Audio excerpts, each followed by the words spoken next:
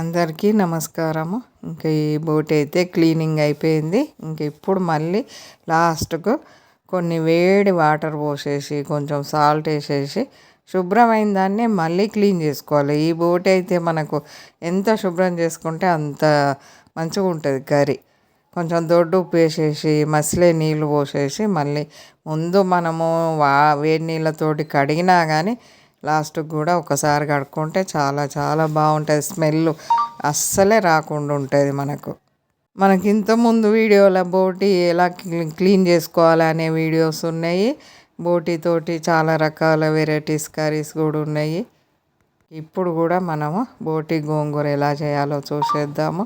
వేడి నీళ్ళు పోసిన తర్వాత అటు ఇటు మంచిగా కలిపేసుకొని జాలిబుట్టలో పడేసుకున్నాము. ఇంక ఇలా మనం గరం మసాలాలు అన్నీ వేసేసి 2 లవంగాలు, ఇలాచీలు, పట్ట, సాజీర ఇంకా ఇవి వేసిన తర్వాత వేగినాక మనము ఇది నిల్వ ఉండాలనుకున్నప్పుడు ఉల్లిపాయ వేసుకోకూడదు. మనము ఇంక ఇప్పుడే తినాలనుకున్నప్పుడు ఇంకా 2 ఉల్లిపాయలు కట్ చేసి వేసుకుంటే సరిపోతుంది. ఇంకా ఇలా మనం ఇంకా శుభ్రమైన బోటి వేసేయాలి గరం మసాలాలు వేగిన తర్వాత.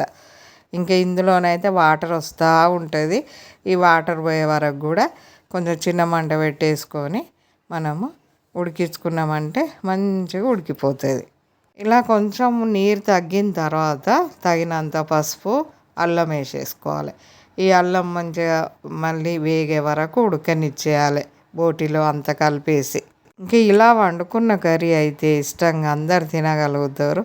మనము ముందైతే శుభ్రమే ఎక్కువ. మనకు బోటి ఎంత శుభ్రం చేసుకుంటే అంత బాగుంటుంది. ఇంకా ఇలా మనము అల్లము పసుపు వేసి ఉడికిన తర్వాత తగినంత సాల్ట్, కారం వేసేసుకోవాలి. ఇంక ఈ బోటి వండేటప్పుడు అయితే జాగ్రత్త పాటించాలి. టప్ప టప్ప చిలుతూ ఉంటుంది.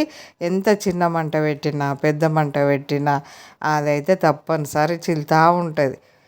ఎంత జాగ్రత్త పాటిస్తే అంత మంచిది. తినుడైతే తొందరనే అయిపోతుంది కానీ ఇంకా అది వండేటప్పుడు టపా టపా అంటూ ఉంటుంది.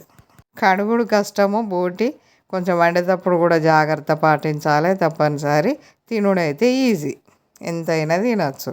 ఇలా గోంగూర వేసి వండామంటే మనకు ఎన్ని రోజులైనా ఖరాబ్ కాకుండా ఉంటుంది. ఫ్రిడ్జ్లో పెట్టుకున్నామంటే ఇంకా 2-3 నెలల వరకు కూడా ఖరాబ్ కాదు. ఇందులో ఒక చుక్క వాటర్ కూడా పోయకుండా మనము ముందు వాటర్ అంతా ఇనికే వరకు ఆయిల్లో ఉడికించాము మూత పెట్టి. కొంచెము స్టవ్ ఆఫ్ చేసుకుంటూ కలుపుకోవాలి. ఎంబడే స్టవ్ ఆన్లో ఉండగా కలపకూడదు, పట్టు మంచి వెళ్తుంది. గోంగూర ఉడికిందంటే ధనియా పొడి. లైక్ చేయండి, షేర్ చేయండి.